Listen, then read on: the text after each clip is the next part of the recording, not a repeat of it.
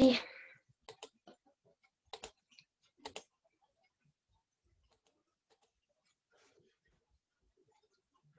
Здравствуйте, меня зовут Наговицына Карина, и наша тема – это приготовление заправки для борща в реторт-пакетах.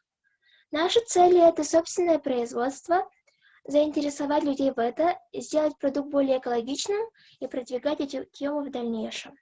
Наша гипотеза заключается в том, что мы делаем экологический продукт, используя заправки для борща из домашних овощей. То мы сэкономим время для приготовления борща, и это будет покупать население. Я выбрала эту тему, потому что еще не видела, что кто-нибудь в нашей республике готовил и продавал свои наручные заправки для супов, особенно борща. Летом у нас при школьном участке сажают овощи.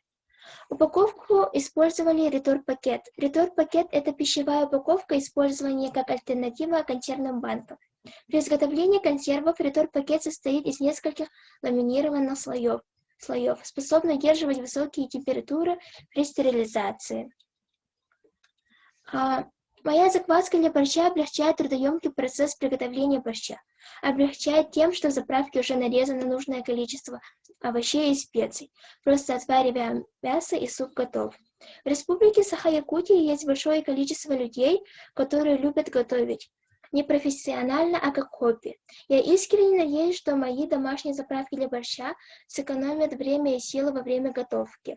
Наша гипотеза подтвердилась тем, что наши заправки для борщей экономят время готовки.